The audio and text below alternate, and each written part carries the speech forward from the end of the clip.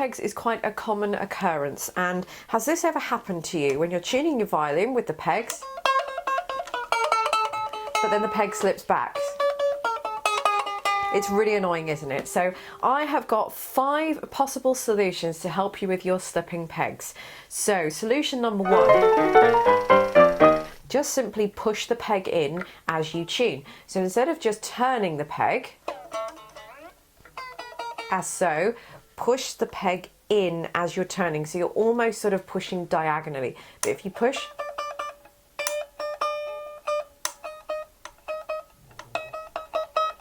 then the peg won't slip if you push it in. So that could be nice and easy solution number 1. If the peg is still slipping, just make sure that your strings are wound up properly. And what I mean by that is, if you have a closer look here, is that the strings should be wound as close to the sort of the outer side of the violin as possible. So this peg, the string on this peg here, the string should be wound up as close to this side as possible. And for the string that is with this peg here, the string should be as close to this part as possible. When it's too far sort of over the other side, that's when you're going to start to get problems and things. So just make sure that your strings are wound as close to the outer side of the peg as possible, and that will help you. Number 3, if that's not doing anything for you, you can try some peg drops. I don't have any peg drops at the moment. You can buy them. I'll put a link in the description bar underneath where you can get them. But what you would do is just get your peg drops in a little bottle. They're just like the size of eye drops, and you would just put one little kind of droplet just around about here. You can see where I'm sort of drawing on the pen, and that should be enough. And then what you could do is just wiggle the peg around just to make sure that it's got in there, and just it should start to work immediately. But use it very sparingly though, because if you use, the more of it you use, it can sort of start to act like glue. But what it will do is just make the peg swell a little bit, just filling the hole.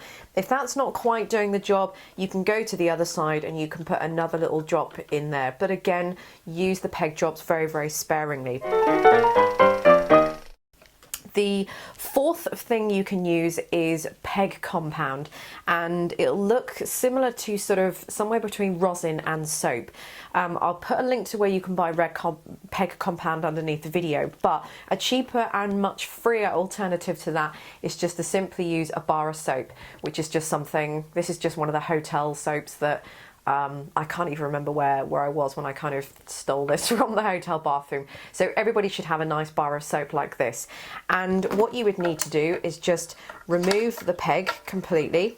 So you've now removed your peg from the peg box, and what you need to do is the part where the peg goes through and hits this little side, the little hole that you've got there. So the part of the peg, so it'll be this part just here that you can see. So what you would just do is just rub a little bit of soap just all the way around the peg, just like this. You don't need to go mad, just a little bit, just enough. And then what I normally do is just get my fingers and just sort of rub it in, and then I'll put the peg back into the hole. I'll just move it around a little bit so that I can distribute some of the soap onto the hole in the peg box. And then what I'll do is just go around and just have another quick little go with the bar of soap, and then just do the same thing again, and then you should find that that works quite nicely. If when you put the string back on and you find that you put a little bit too much soap on there, what you can do is just get a tiny bit of talcum powder and just put a little bit of talcum powder in between your fingers and just sort of rub that over the peg, and what that will do is kind of counteract the soaps, and then put it back in, mix it around a bit, and that should do the job.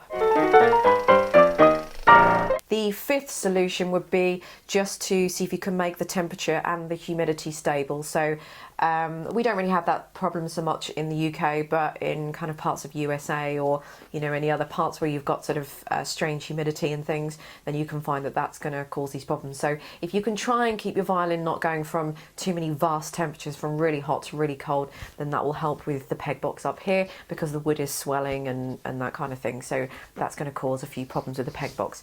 So there we go, 5 solutions to help you with slipping pegs. So thank you for watching, and I'll see you in the next video.